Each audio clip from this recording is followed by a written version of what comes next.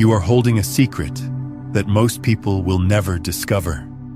Not because it's hidden, not because they aren't worthy, but because they aren't ready. There exists a transmission that moves through reality like water finding its level, a teaching that reveals itself only when consciousness reaches the exact frequency required to receive it. This isn't mysticism dressed up as wisdom. This is how the universe actually operates. And right now, in this moment, if you're watching this, something in you has aligned with the frequency that brought you here. The ancient ones understood this. They didn't write books to inform, they wrote them to activate. Every parable, every story, every seemingly simple tale contained within their texts wasn't entertainment. It was a key. And that key only turned when the reader's inner mechanism had evolved to match its shape. What you're about to discover isn't just a collection of stories. It's a living technology of consciousness. A book that doesn't exist in linear time, but in resonance. And the fact that you're here, right now, watching this, that's not coincidence. That's cosmic recognition. Let me explain what's really happening. The universe doesn't function like a vending machine where you insert effort and receive results. It functions like a radio, constantly broadcasting signals at different frequencies, and what you receive depends entirely on where your dial is tuned. Most people spend their lives trying to force the universe to broadcast on their frequency, never realizing that all they need to do is adjust their own reception. You've been taught that finding knowledge is about searching, that wisdom comes to those who seek hard enough, dig deep enough, push far enough into the unknown. But here's what no one tells you. The greatest teachings don't arrive through effort. They arrive through alignment. Think about your own life for a moment. Haven't there been books that appeared at the exact moment you needed them? Conversations that happened precisely when your soul was asking a question you hadn't even spoken aloud? Teachers who materialized just as you were ready to learn what they had to offer? This isn't luck. This is the fundamental operating system of reality. The universe is not a passive backdrop against which you move. It is an intelligent field that responds to your consciousness. And when your awareness reaches a specific vibrational state, when you've lived through enough experiences, asked enough questions, shed enough old beliefs, suddenly what you need appears. The ancient text we're exploring today calls itself the ritual of the universe. But here's what makes it different from every other spiritual teaching you've encountered. It doesn't claim to be found. It claims to find you. Read that again. It doesn't wait to be discovered. It recognizes when your consciousness has reached the threshold where its teachings can take root. And then, only then, does it reveal itself. This is the first principle of cosmic law that most people miss entirely. The treasures of existence are not withheld from you. They're waiting for you to become the version of yourself that can hold them. You cannot force readiness. You cannot fake alignment. The universe reads the actual frequency of your being, not the story you tell yourself about who you are. If this is landing for you, take a moment to hit the like button. It helps this transmission reach others who are ready, and subscribe to stay connected to this frequency. And when that frequency matches what's available, reality reorganizes itself to deliver exactly what you need. There's something else happening here that most spiritual teachings miss entirely. They focus on what you need to do, what practices you need to master, what levels you need to achieve. But the deepest teachings don't ask you to do anything. They ask you to recognize what's already present, to see with new eyes what's been there all along, invisible only because you weren't vibrating at the frequency where it becomes visible. Think of it like this. Infrared light exists whether you can see it or not. It's there, radiating, present, but your eyes aren't built to perceive it. Does that mean it's not real? Number. It means your perception hasn't expanded to include it yet. The moment you put on infrared goggles, suddenly you see a whole dimension of reality that was always there. Consciousness works the same way. There are dimensions of possibility surrounding you right now. Opportunities, connections, insights, resources that are absolutely present, but completely invisible to your current frequency. Not because they're being withheld, but because your awareness hasn't expanded to include them yet. And the moment it does, reality doesn't change.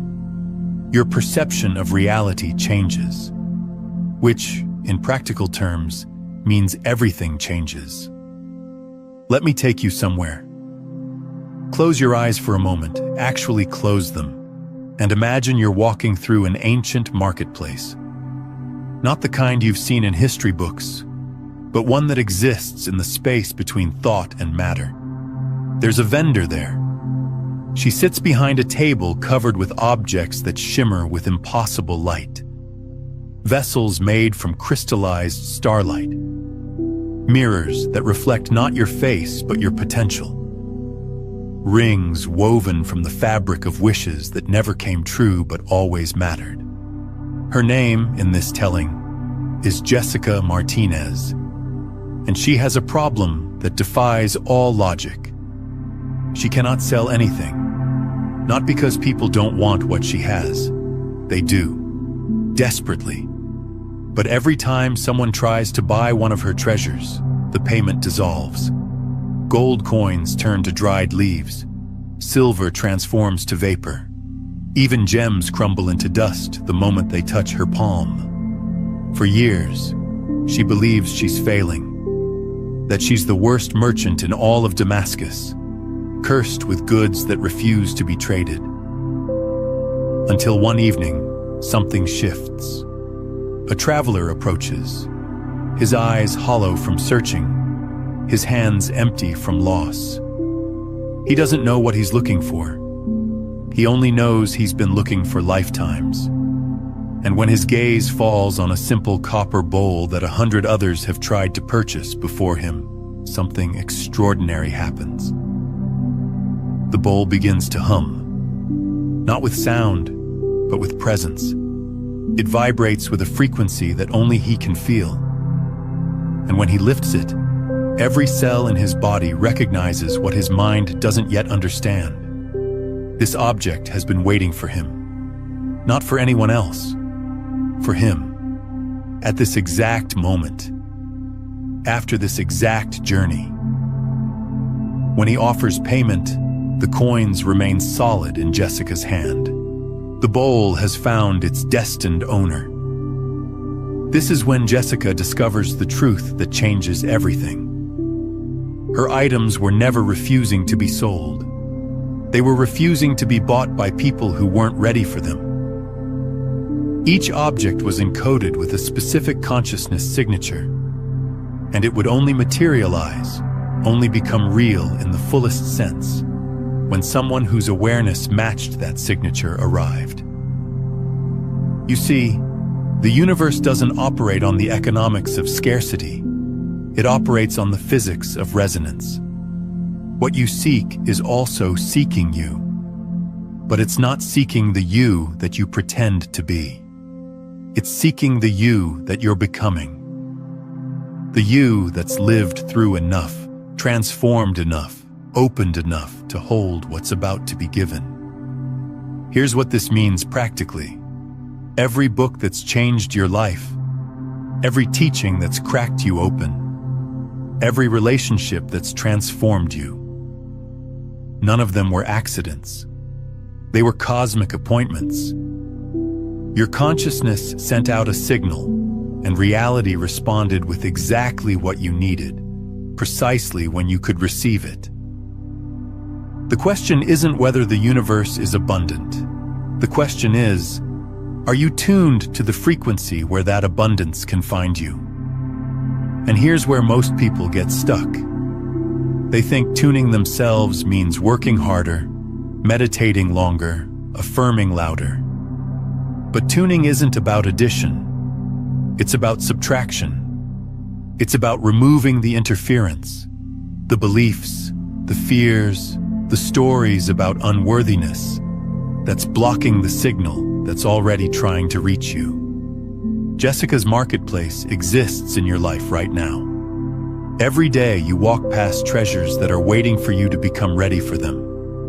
Relationships that could transform you, opportunities that could elevate you, insights that could liberate you. They're there, present, real.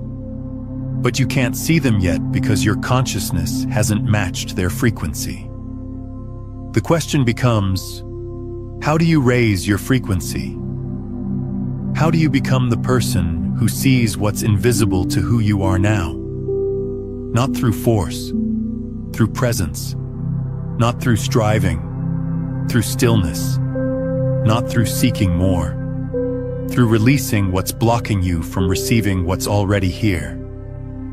Pause here, right now. Don't skip this part.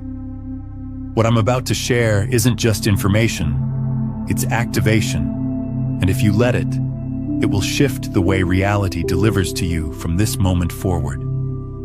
Tonight, before you sleep, sit in a quiet space. Not to meditate in the traditional sense, not to clear your mind or achieve some perfect state of stillness, simply to remember. Think back over the last month, the last year, the last decade of your life, and identify 3 things, 3 moments, 3 teachings, 3 encounters that appeared at the exact instant you needed them. Not a day earlier, when you wouldn't have understood. Not a day later, when the window would have closed. But exactly when your soul was ready to receive. Maybe it was a book that someone randomly mentioned, and when you read it, it answered a question you'd been silently asking. Maybe it was a breakdown that forced you into a breakthrough you'd been avoiding. Maybe it was a stranger who said 7 words that rewrote your entire understanding of yourself. As you recall each one, speak this truth aloud. I recognize the perfect timing of all gifts. I trust the wisdom that guides their arrival. I am ready to receive what seeks me now. This isn't affirmation for the sake of feeling good. This is quantum acknowledgement. You are telling the field of consciousness, I see you. I recognize the intelligence that orchestrates my life, and I am opening myself to receive what's already on its way. When you practice this consistently, something remarkable begins to happen. The universe responds to your awareness. Opportunities that would have passed you by suddenly slow down so you can notice them. Teachers who would have walked past you stop and turn around. Books that would have remained on the shelf practically fall into your hands. Why? Because you've become energetically visible to what's seeking you. The Gratitude Gateway isn't just about being thankful. It's about tuning your consciousness to the frequency where synchronicity becomes your default reality. Try it tonight, and then comment below. Don't just read and move on. Comment with this exact phrase, I am ready to receive what seeks me now. Let that be your signal to the field, your declaration that you're no longer living in the consciousness of seeking, but in the consciousness of receiving. When you complete this practice tonight, you'll notice something subtle but profound. You'll start seeing patterns you've been missing, synchronicities that were always there but invisible to your previous state of awareness. It's not that the universe suddenly starts working for you. It's that you finally start working with the universe. There's a second layer to this practice that deepens everything. Once you've acknowledged the three gifts, sit with this question. What was I believing about myself, about life, about reality right before each gift appeared? Because here's what you'll discover. Each treasure arrived not randomly, but at the precise moment when your consciousness shifted from one frequency to another. From doubt to openness, from resistance to surrender, from seeking to allowing. That shift is what created the opening. And when you become conscious of this pattern, you gain the ability to create openings intentionally. You stop waiting for life to force you into readiness and start choosing readiness as your default state. Now let me take you somewhere else, somewhere that will show you why effort, in its traditional sense, might be the very thing preventing what you want from arriving. And it contains a principle that most people spend their entire lives resisting. In the volcanic valleys, where the Earth's molten core rises close to the surface, there lived a master blacksmith named Brandon Rodriguez. His forge sang with a sound that travelers claimed they could hear in their dreams, days after leaving the valley. But Brandon had a secret frustration. For decades, he'd mastered the art of bending metal to his will, hammering, forcing, shaping through sheer strength and precision. He was known across kingdoms for his ability to dominate the forge, to make iron submit to his vision. Until one morning, his hammer shattered against a piece of metal that simply would not yield. He tried everything. More heat, different angles, stronger tools. Nothing worked. The metal refused him completely. Exhausted and confused, he collapsed beside his cooling forge that night. And in the space between waking and sleep, something happened. He heard the metal speak, not in words, but in feeling, in knowing. Your force creates resistance. Your surrender reveals my truth. I am not meant to be conquered. I am meant to flow into form. When Brandon woke, everything changed. He approached the same stubborn piece of iron, but this time, instead of forcing, he listened. He felt for the metal's natural desire to transform. He moved with its rhythm instead of against it. And when he did, when he stopped trying to dominate and started partnering with the material, miracles emerged. Alloys lighter than feathers, but stronger than diamond. Blades that didn't cut flesh, but cut through illusion. Shields that deflected fear rather than arrows. Word spread. A warrior prince traveled across deserts to demand Brandon's secret. I don't have a secret, Brandon said, holding a glowing ingot as gently as if it were a sleeping child. I simply listen to what wants to become, and I help it arrive. Let that land for a moment. How much of your life have you spent trying to force outcomes, pushing against resistance, fighting to make things happen through sheer will and effort? And how often has that forcing created the very obstacles you were trying to overcome? Here's the truth that rewrites everything. Creation doesn't respond to dominance. It responds to harmony. When you stop fighting the universe's current and start flowing with it, you become a channel for power you couldn't access through effort alone. Your desires don't manifest because you conquered them into existence. They manifest because you aligned with the natural unfolding of what's already trying to emerge. This is where most people get stuck.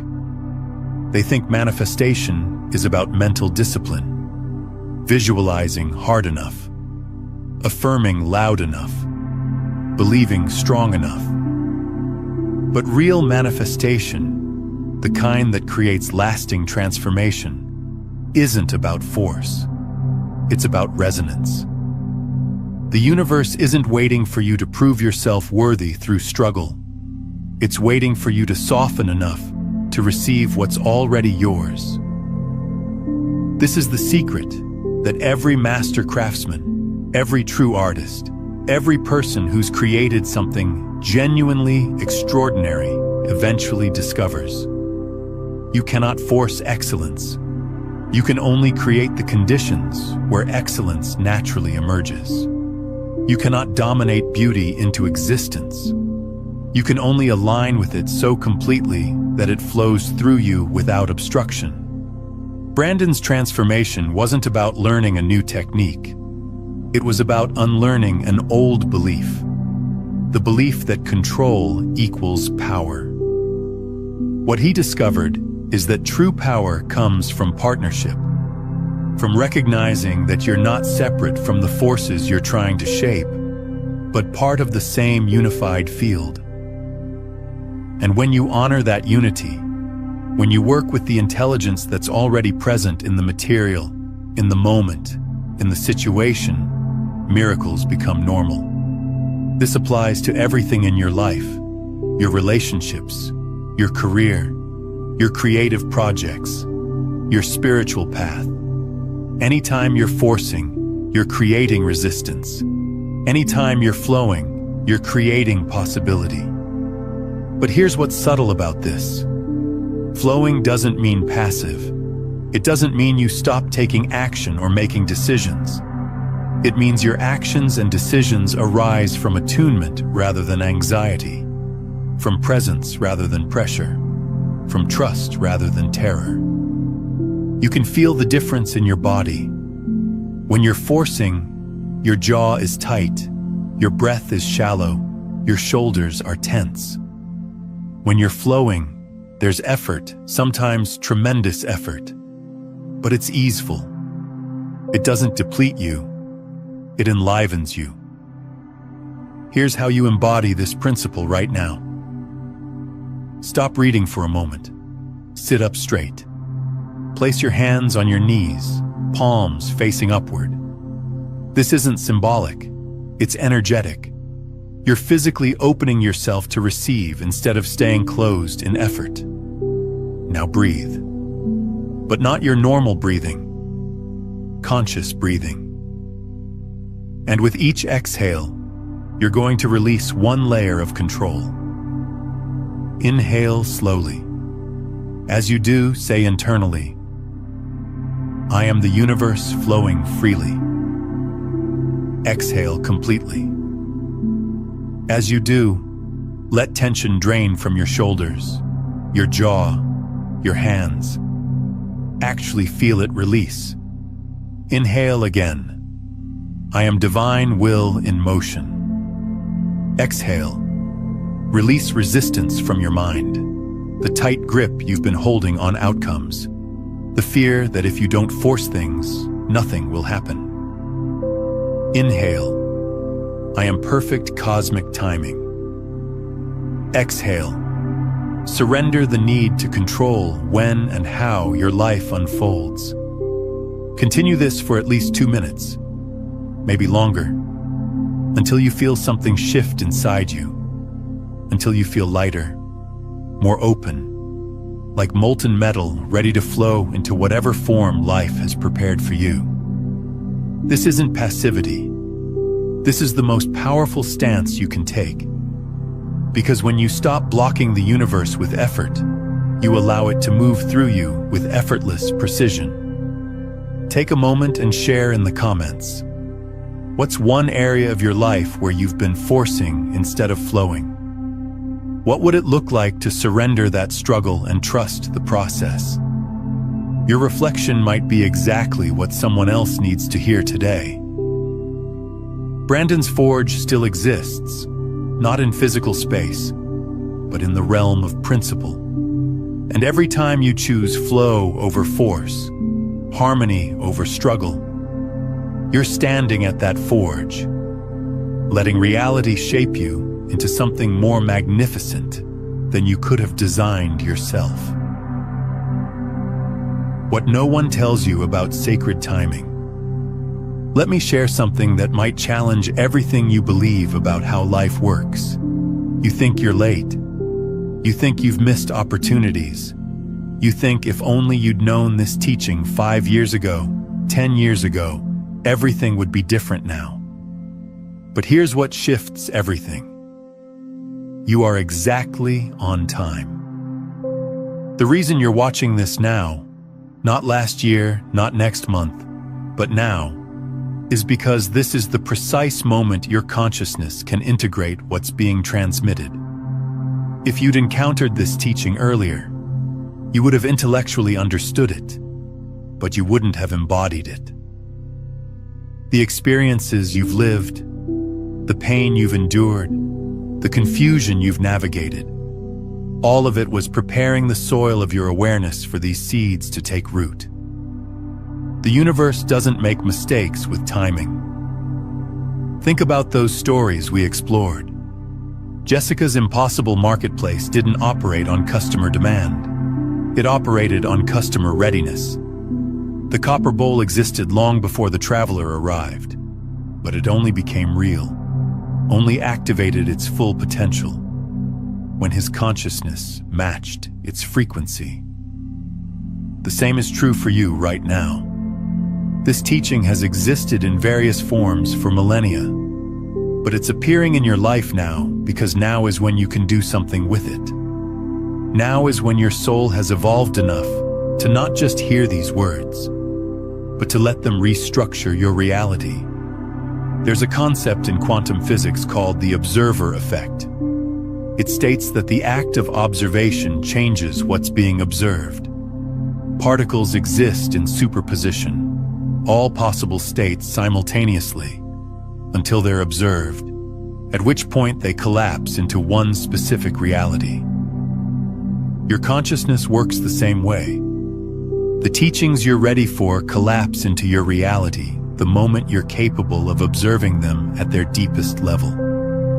Not surface understanding, not intellectual agreement, but embodied recognition. You've been walking toward this moment your entire life. Every book that didn't quite satisfy you was pointing you here.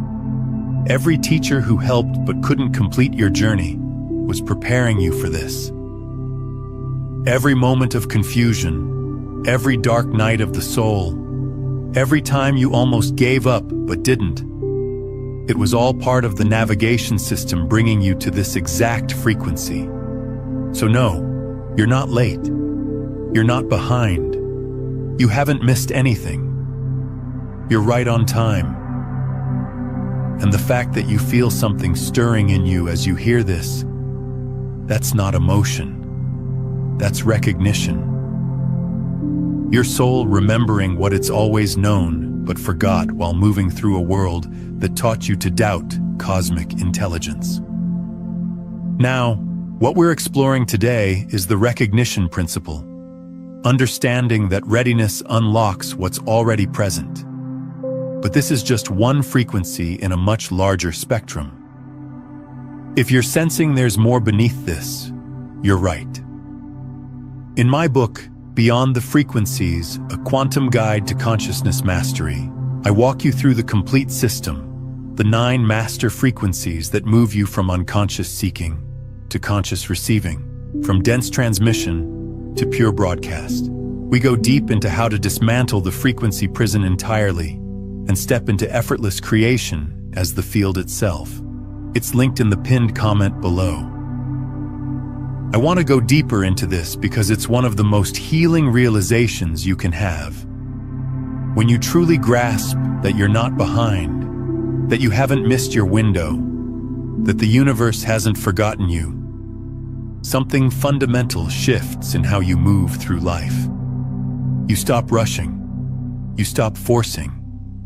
You stop living in the anxiety of, I should have done this sooner, or what if it's too late? Instead, you start trusting the unfolding. You start recognizing that every delay was actually preparation.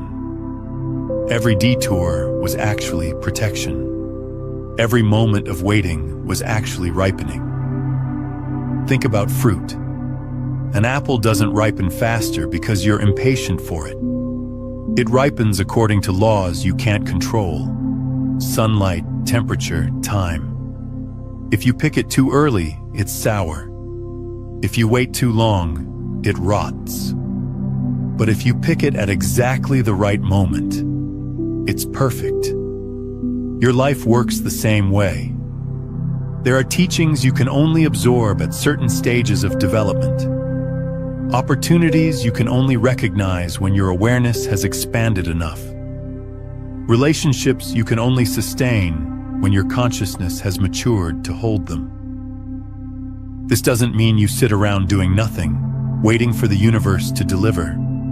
It means you stay active, engaged, present, but from a place of trust rather than desperation.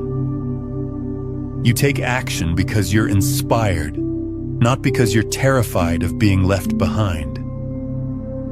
And here's what's magical about this shift. When you stop rushing ahead of your own readiness, when you start trusting your timing, opportunities begin appearing that were completely invisible before. Not because they weren't there, but because you weren't there. Your consciousness wasn't at the frequency where they could register. Now let's talk about something most spiritual teachers won't tell you, because it undermines their entire business model. Before we go there, I want to hear from you. Comment below with one moment in your life when something appeared at exactly the right time. When the universe's timing was undeniable. When you share these stories, you're not just reflecting, you're activating that same recognition for others and strengthening the pattern in your own field. Most spiritual paths tell you to seek, to search, to journey far and wide looking for truth. And there's value in that. Movement creates momentum, questions open doors, exploration expands awareness. But there's a shadow side to seeking that no one talks about. When you're always searching for the next teaching, the next breakthrough, the next level of consciousness, you're operating from a frequency of lack. You're telling the universe, what I have isn't enough. Where I am isn't enough. Who I am isn't enough. And the universe, being the perfect mirror that it is, responds by giving you more to seek. The cosmic marketplace doesn't open its deepest treasures to those who are desperately searching. It opens to those who have become still enough to receive. This is the paradox at the heart of all transformation. You can't find what you're looking for by looking. You find it by becoming the person who no longer needs to look, because they've recognized that everything they sought was already within them. Jessica's items didn't reveal themselves to the seekers who came demanding, grasping, trying to acquire. They revealed themselves to those who had searched long enough to finally stop searching, who had journeyed far enough to realize the journey was always internal. The traveler who received the copper bowl, his searching was complete, not because he found the object, but because his consciousness had evolved beyond the frequency of seeking into the frequency of recognition. Can you feel the difference? Seeking is external. Recognition is internal. Seeking says, I need something I don't have. Recognition says, I am ready to see what's already here. This doesn't mean you stop growing. It doesn't mean you stop learning. It means you shift from the energy of chasing to the energy of unfolding, from the vibration of lack to the vibration of readiness. And that shift, that subtle but profound recalibration of your energetic stance, changes everything. There's a teaching from the Zen tradition that captures this perfectly. A student approaches a master and asks, "How long will it take me to achieve enlightenment?" The master responds, 10 years. The student, eager and ambitious, says, "But what if I work twice as hard?" The master replies, "Then 20 years." Do you see what's being revealed here? The harder you seek, the further away you move from what you're seeking. Because seeking itself creates separation. It reinforces the belief that what you want is somewhere else, sometime else, someone else. But recognition dissolves that separation. It reveals that what you've been seeking was never absent. You were just looking past it, through it, beyond it, convinced that truth must be more complicated, more distant, more difficult to access than it actually is. This is the great cosmic joke.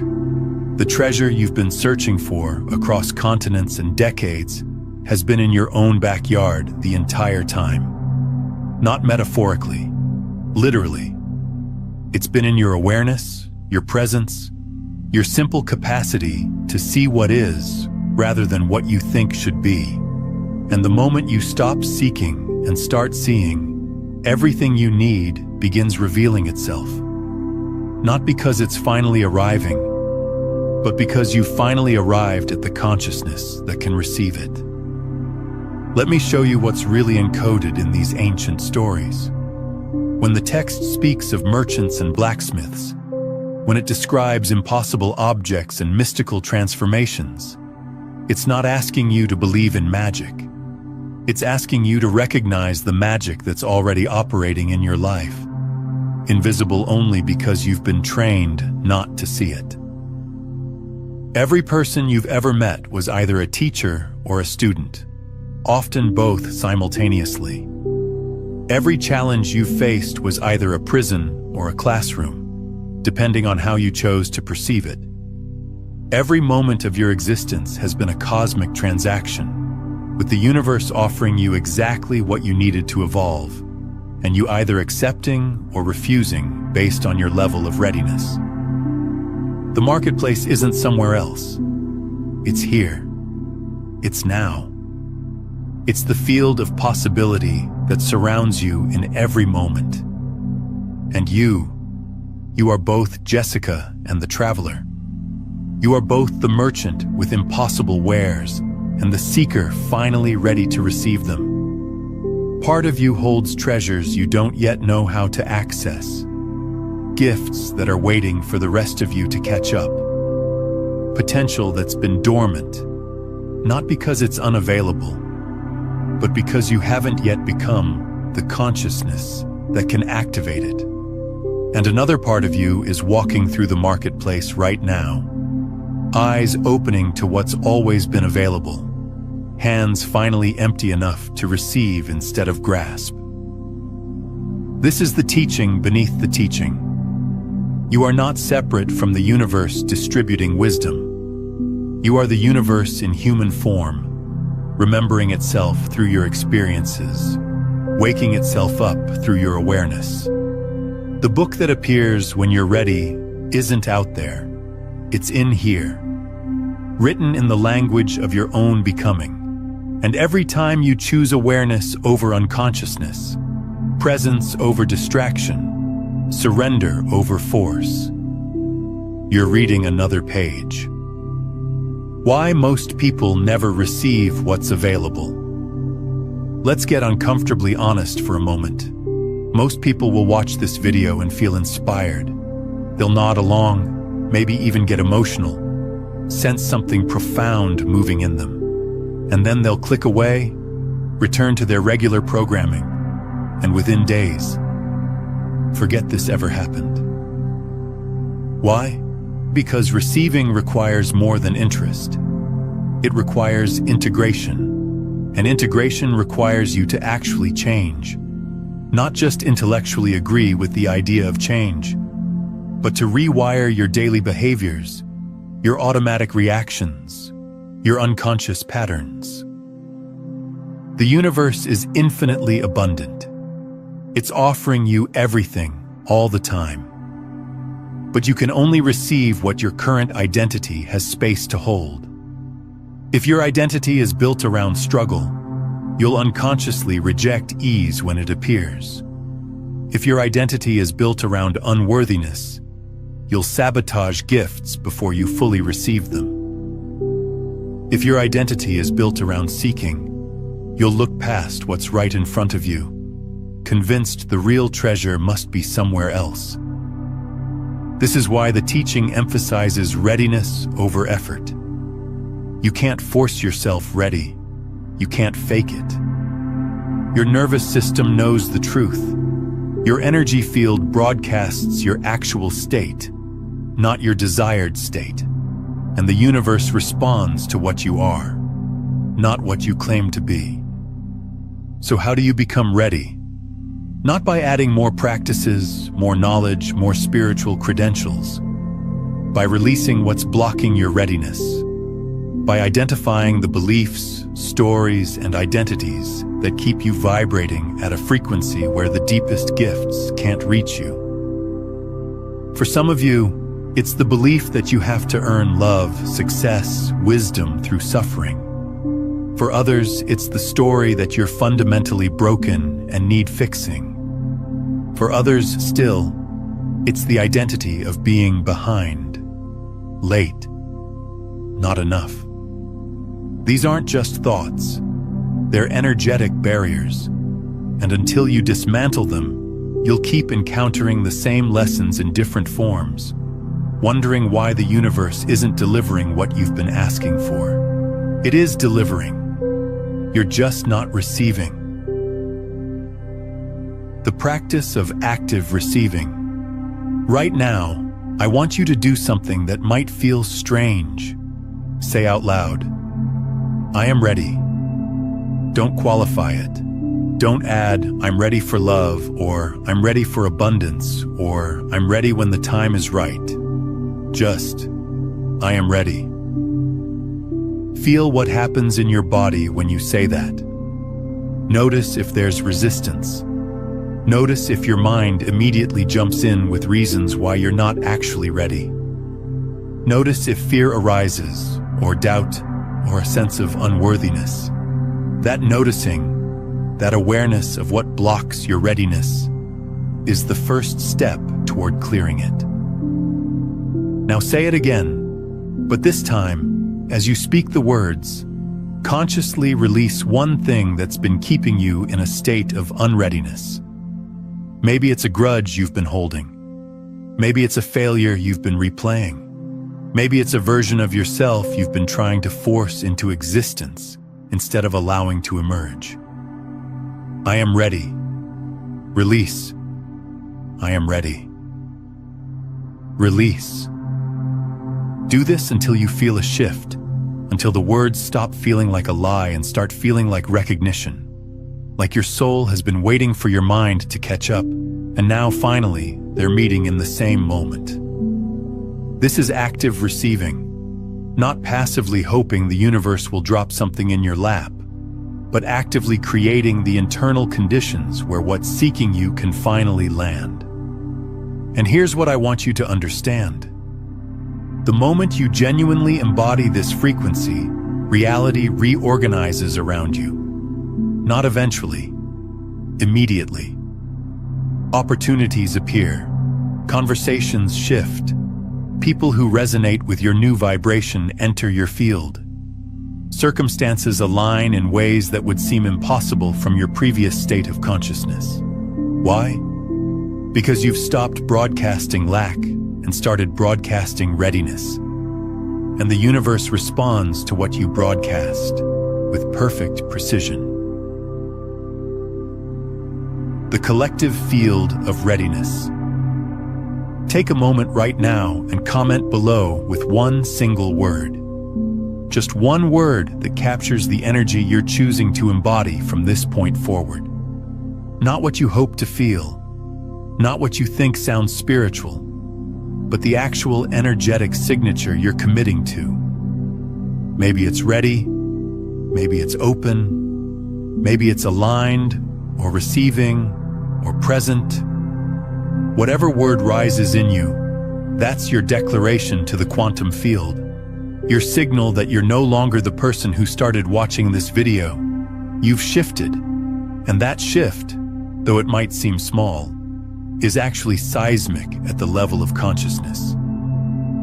Here's why this matters more than you realize. When you make a public declaration, when you put energy behind your intention by naming it in community, you're not just speaking to yourself, you're speaking to the collective field. and the collective field holds you accountable in ways your private thoughts never can. There are hundreds, maybe thousands of people watching this right now. Each of you at your own stage of readiness. Each of you carrying your own frequency. But when you all make a declaration together, when you all drop a word into the comments that signals your new energetic stance, you create a collective resonance. And that collective resonance amplifies what's possible for everyone in it. This is how movements begin. Not with leaders telling followers what to do, but with groups of individuals simultaneously choosing a new frequency and supporting each other in maintaining it. So don't skip this. Don't watch passively.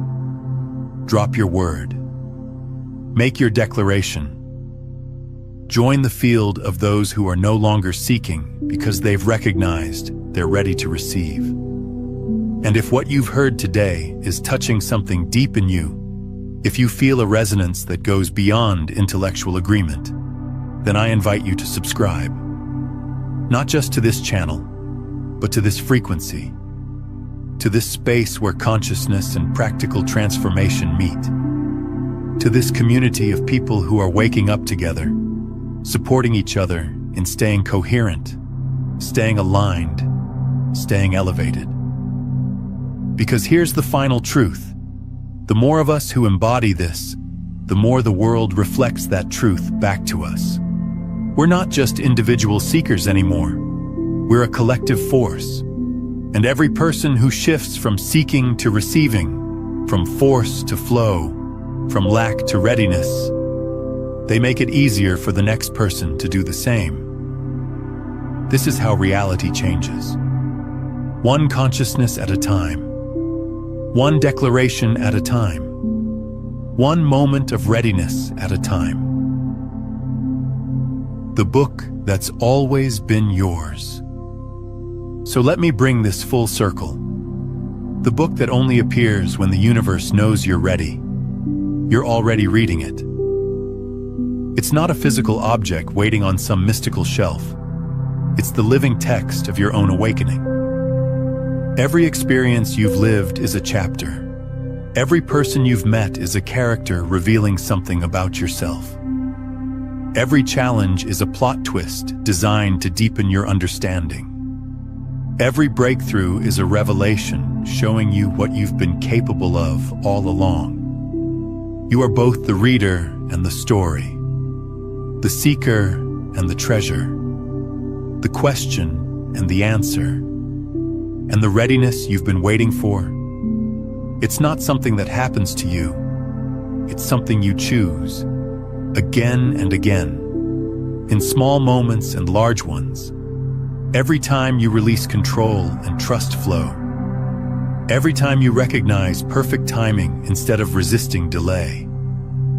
Every time you shift from seeking to receiving. That's readiness. Not a destination you arrive at, but a frequency you tune to. And you've been tuning to it your entire life. Even in moments when you thought you were lost. Especially in those moments. Because sometimes the greatest readiness emerges from the deepest confusion. The ancient teachers knew this. That's why their stories always include darkness before illumination, confusion before clarity, the hero's descent into the underworld before their return with the treasure. Because readiness isn't cultivated in comfort. It's forged in challenge. Not through the challenge itself, but through how you meet it. Every difficulty you've faced has been an invitation to deepen your trust. Every loss has been an opportunity to discover what can't be lost. Every moment of not knowing has been a portal into knowing that transcends intellectual understanding. And if you're honest with yourself, you'll recognize that your greatest breakthroughs didn't come when everything was easy. They came when you were at the edge of your capacity, forced to either collapse or expand. And you expanded. Not because you were special or chosen or spiritually advanced, but because when faced with that choice, some part of you, the deepest, truest part, chose growth over safety. That part is what's being activated right now. Not the part that wants comfort, not the part that wants guarantees, but the part that wants truth more than it wants ease. The part that's willing to be transformed, even when transformation is uncomfortable. This is what readiness